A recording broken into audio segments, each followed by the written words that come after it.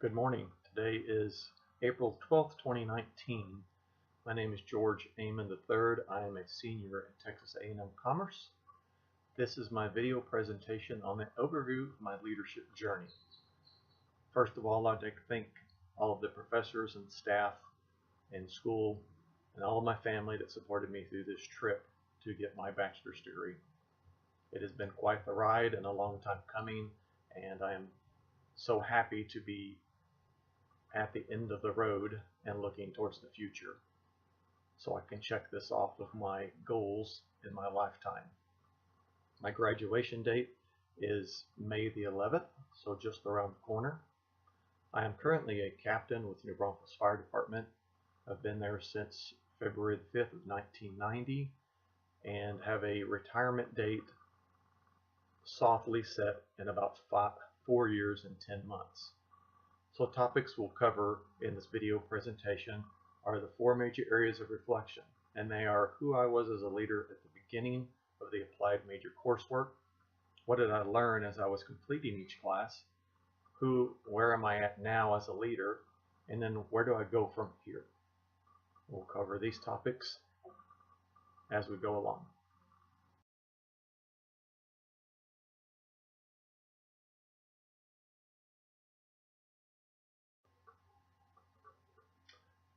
So where was I at as a leader at the beginning of the coursework? Well, there's 3 different styles that I had learned through the fire service, through all the fire officer courses that I've taken. The first one was talking about autocratic versus democratic leadership.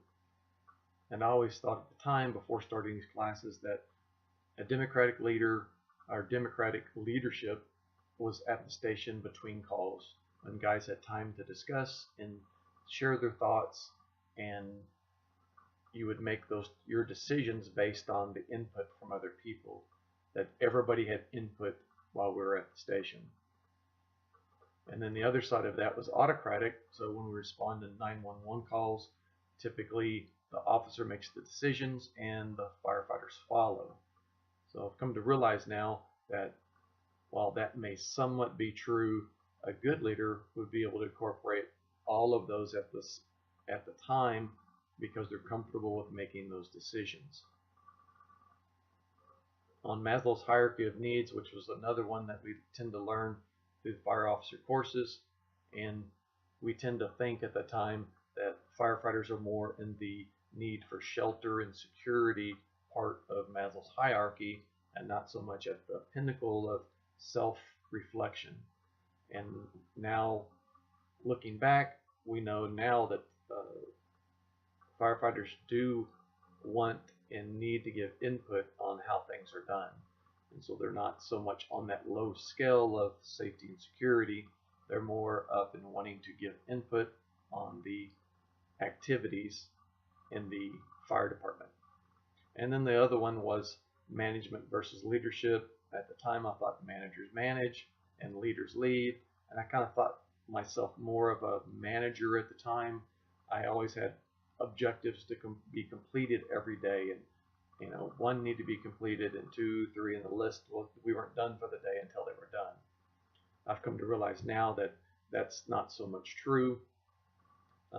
We need to be flexible as leaders and be able to make those changes as the day unfolds for us.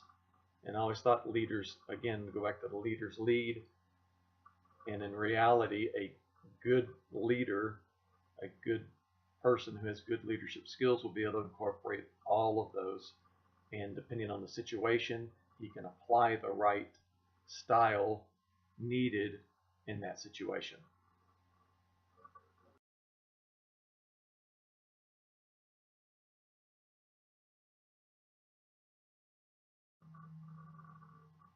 So the next part, or the first part of class, was where did you learn as you completed each course.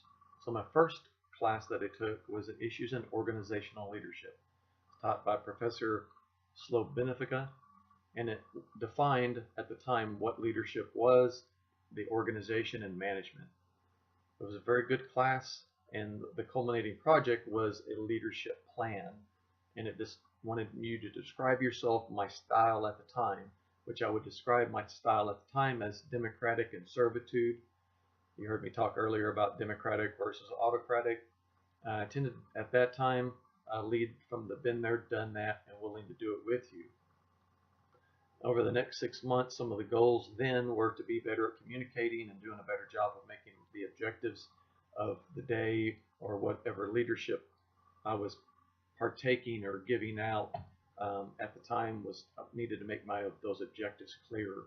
Be better at delegating, have the confidence to doing the right thing, and become more comfortable in my position, flexible to new directions and ideas, and be able to consider and incorporate those into our daily activities.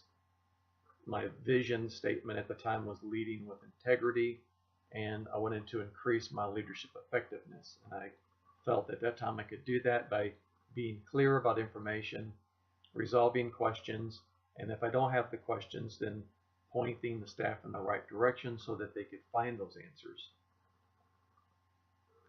And then one of the other questions asked at that time was what would happen if you ignore the need to grow.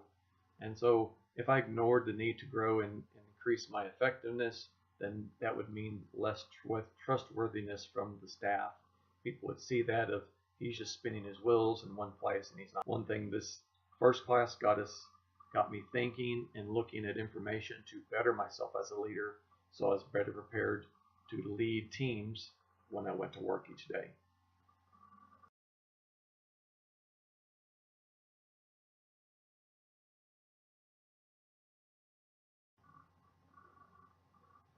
The next set of classes were on data-driven decision making. 3321 was the first one. It was on key performance indicators and how they shape our world. Professor Lynn was the professor for this class. The key performance indicator book that was assigned for this class was fantastic and provided with hours of research for work projects. It is something that I use, if not weekly, even on a daily basis, to look at information and make sure I'm getting the proper outcomes that I want. At the end, I was able to understand the importance of numbers and how they drive business, also how these numbers and data collection are necessary for success. Gathered this information in the culminating project that was presented to us, and we use this information as we would use this information in part 2 of this class. 3331 was the second part of the data-driven decision-making class. This one was taught by Professor Ken, and it was understanding the importance of statistics and statistical data in improving situations or solving problems, understanding the roles and different types of data, and then identifying and selecting data that should be collected, utilizing various methodologies for collecting the data, and how we interpret that data that we've collected. The culminating project included a data analysis report. Part 1, which was in the first class, was analyzing the information provided and interpreting it. And then we described the data that is valuable, what it could be used for, and what the information in each column represented. Part 2 was an Excel spreadsheet in which we revealed trends, patterns, information, any hidden gems that was in the information that was presented to us. Once all that information and parts 1 and 2 were done, then we made a PowerPoint presentation, and it gave a summary of what, with slides, charts, graphs, and tables representing what we had learned. It also had an audio portion as we presented that information. The company I used for this one was Bodega International Incorporated, and once all the projects were done, they were loaded into the ePortfolio. These classes definitely brought home the knowledge on how it's all about the numbers. The numbers drive us in my field, and how many personnel we need, how many fire trucks, and how many stations. It's all dependent on responding to certain areas, and if the response times are slow or within a certain time limit that is set nationally as a standard.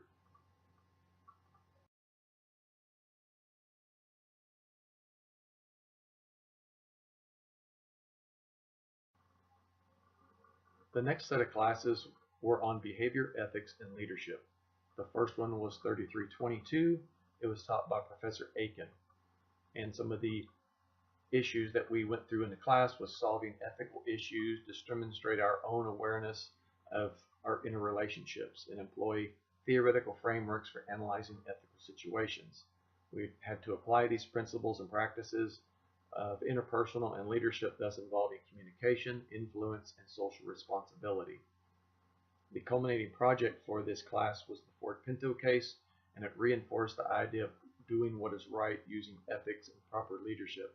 How if Ford had made certain changes and ate the cost of doing the right thing early and changing the fuel tank system, would have saved lives and would have gained them a healthy profit in the long run. 3332 was the second part of Behavior, Ethics, and Leadership. It was taught by Professor Larkin.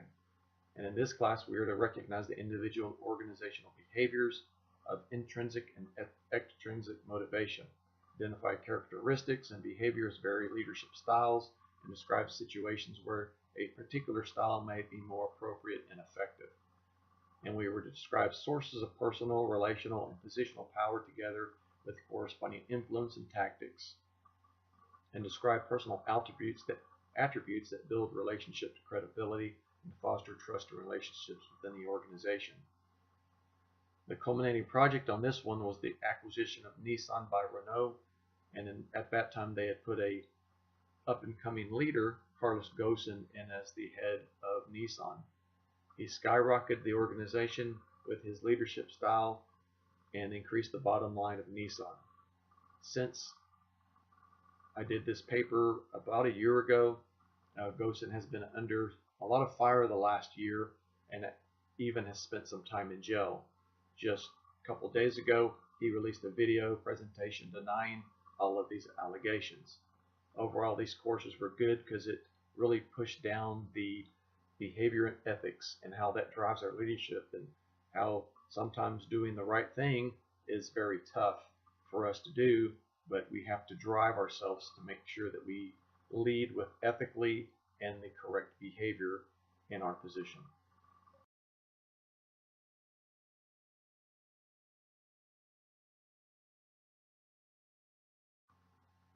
The next set of classes were on leadership theory. 4341 was Leadership Theory 1, taught by Professor Slobodnikova, and upon completion we had to be able to describe leadership roles, fundamental concepts, and principles of management, explain the significance of historical theories in leading and managing organizations, analyze the challenges facing modern organizations, and appraise the activities necessary for planning functions at all levels of the organization. We had to be able to apply organizational functions at all levels and analyze internal and external environments. The culminating project of this first class was a SWOT analysis, and I chose an auto equipment company that is a family-owned business by a relative, and it created some good discussions between myself, and the president of the company on what the analysis revealed. The Leadership Theory 2 was 4342, taught by Professor Smith, and it talked about theories, concepts related to leadership function and management at all levels, apprise the activities necessary for controlling functions at all levels of the organization, and identify project management and process, including initiating, planning, executing, and controlling and monitoring and closing the project. We had to demonstrate this leadership and a project management skills and developing and implementing a plan for a process of improvement.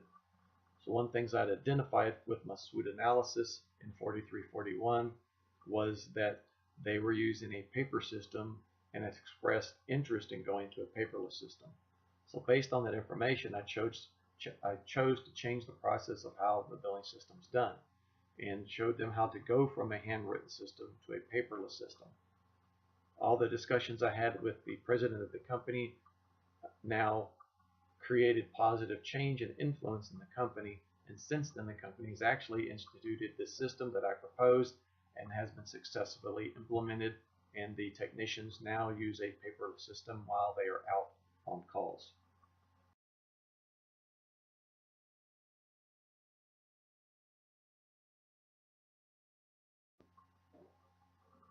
The next set of classes were on leading change. This wasn't a two-part class, it was one standalone by itself. 4343 was taught by Professor Letzring, and it was to describe, recognize and describe organizational change in varied organizations, profit and nonprofit, explain and demonstrate behaviors to establish credibility and legitimacy as a change agent, recognize dynamic social, political, and social environment for change and its potential impact on contemporary organizations. We had to explain the role of organizational change and how to guide conflict to serve the interests of the learning organization. Explain the process of intervention of skills, team development, and those interventions. The culminating project was to implement a change management plan, and once again, I used the same auto equipment business. The plan for change was to go from handwritten process where the text took parts to an electronic scanning system that streamlined the process, allowing everyone to do their job more efficiently and effectively. Again, this change process was so well received by the business that they implemented this change and allowed me to help them with this change process. This has streamlined and helped them to identify missing parts, and when they become low on parts, so they can reorder them in a quicker, more timely manner than they had before using the handwritten process.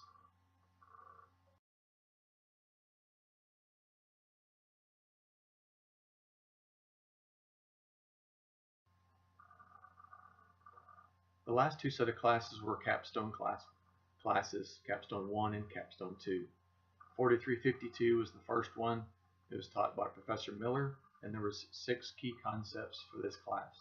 To remember and recall facts and concepts about leadership, identify, recognize, and understand, and explain the ideas related to leadership, apply or implement concepts in real life or practical leadership in follower situations, analyze and connect concepts and practices to existing knowledge about leadership, evaluate or inform opinions and judgments on leadership, and the most important was to introduce, create, produce ideas, knowledge, understanding about leadership and followership in a variety of organizational settings.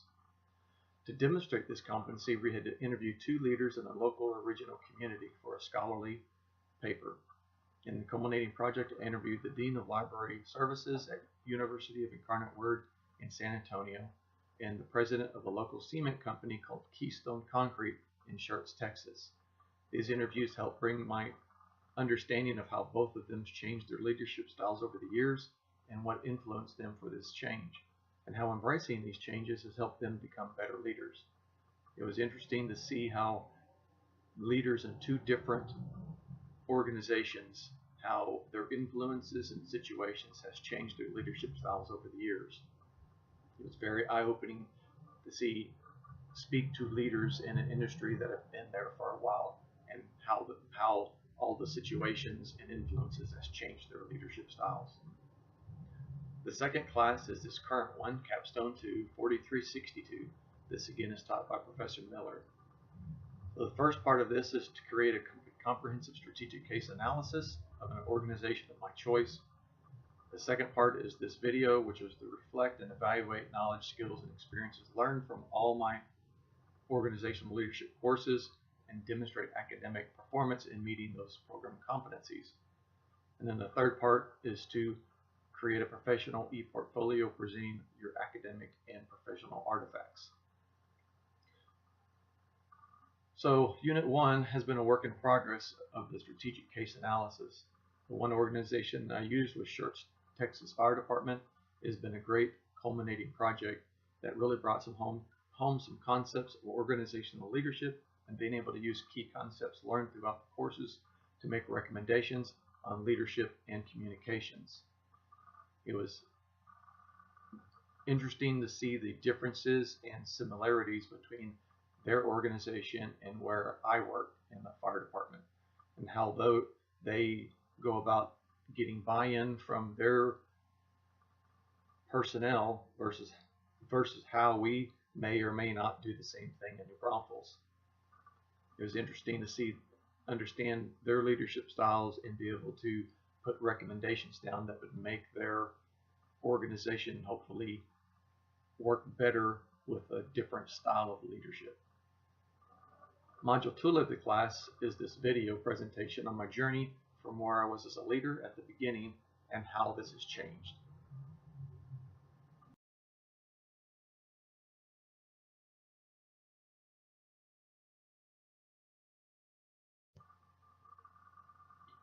So where am I now as a leader?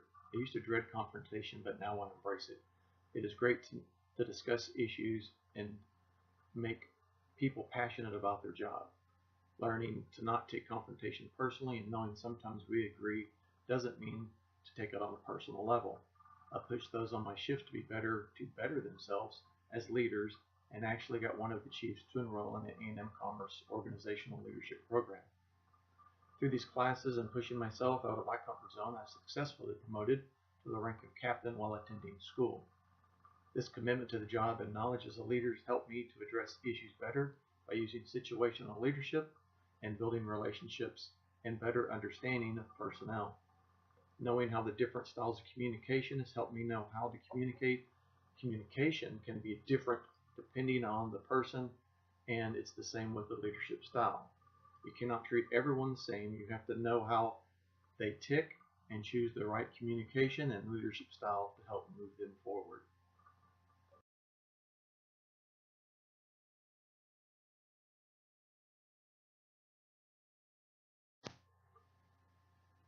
So as a leader, where do I go from here? Well, from here I continue to study and research leadership, style, data, and the science that goes on behind the scene. Almost every class has led me to discover new books to read and study over. Motivation has me excited about what the future holds.